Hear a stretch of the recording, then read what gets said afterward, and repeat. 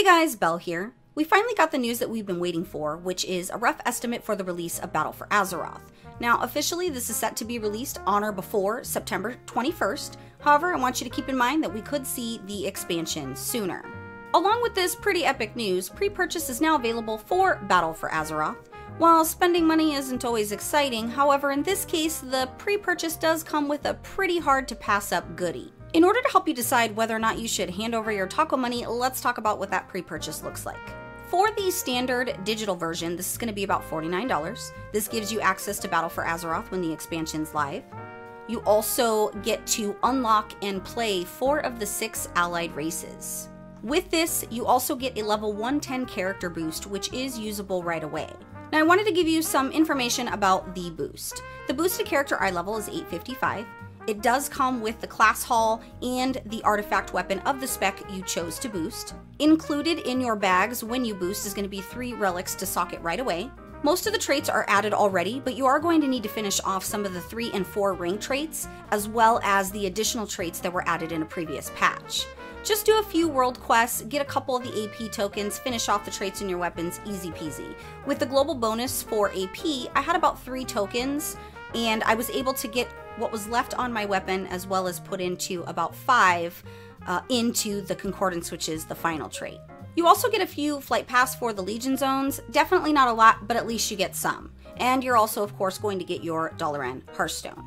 For the digital deluxe version, which is going to be about $69, you get the same thing as the standard with the access to Battle for Azeroth when it's live. You get to unlock 4 of the 6 allied races, and you do get the level 110 character boost. In addition to that, you also get some in-game items for World of Warcraft and some of the other Blizzard games. The in-game items for World of Warcraft are going to include 2 mounts. One is an Alliance mount. This is the Kultera Seabird Stallion. I actually have like a little horse collection going on. I'm pretty excited about this, and I actually thought it was really cool. It doesn't fly, but still cool nonetheless. For the Horde mount, you do get the Zandalar Gilded Ravazor. And finally, you also get a pet, Toddle. This little guy, he's so cute. He has a little baby bottle attached to his shell. He's adorable and definitely needs a good home.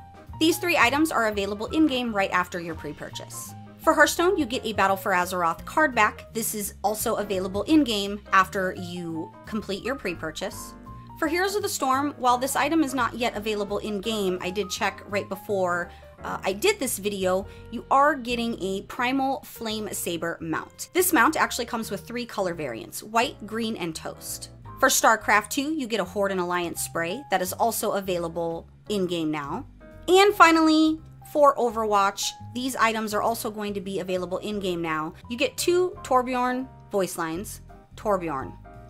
I'm pretty sure I'm saying that right. If I'm not saying that right, I'm sure somebody will correct me. But you get 2 voice lines. One says for the Alliance, the other says for the Horde. For emotes, Tracer has a new Horde and Alliance banner emote. For the sprays, 4 additional ones have been added. There's Anduin, Sylvanas, Jaina, and Vorak.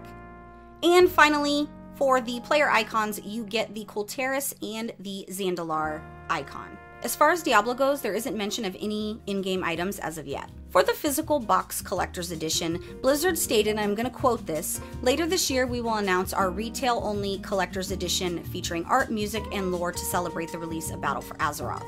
I know a lot of you are really frustrated with the collector's edition and the way that it goes, because especially for something like this, unlocking the allied races as part of that pre-purchase, those that buy the collector's edition don't get to take advantage of that. I'm hoping the reason Blizzard has delayed talking about the collector's edition in an official capacity is because they're trying to work out a way for players who purchase this to be able to take advantage of what's going on in-game now with that purchase. Now let's talk about what everybody really wants to know, and that's the allied races. With the pre-purchase of either digital versions, you get the ability to unlock and play the 4 allied races now. This includes Nightborn, High Mountain, Void Elves, and the Lightforged Draenei. For the Zandalari Trolls and the Dark Iron Dwarves, those are not going to be unlockable until the expansion, because both of those are going to be part of the story for Battle for Azeroth. Now for these allied races, you are going to need to make sure that you meet some requirements in order to get the quest from your faction leader, which will pop up for you automatically after pre-purchase, and basically will instruct you to go see your faction leader at your embassy to get the ball rolling. You're going to need a level 110 on the server for the allied race faction that you're going to want to create. If you want to unlock the Horde and Alliance allied races, you're going to want to make sure that you have a maxed out Horde and Alliance toon on that server. You can only create a new allied race character to level and play on the server that houses your 110 and has the requirements needed. With me being Alliance, I don't have a maxed 110, so I actually used my character boost for that. That way I could unlock my very precious Nightborn and get one leveled up. Each of the unlock quests for the allied races are tied to reputation and storyline achievements for that specific faction. Don't worry, this is account bound. Most of you probably already have this done, some of you might still be working on the reputations. For Nightborn, which is Horde, you need to have Exalted with Nightfallen and the Insurrection achievement. For the High Mountain Tauren, which is Horde, you need to be Exalted with the High Mountain Tribe.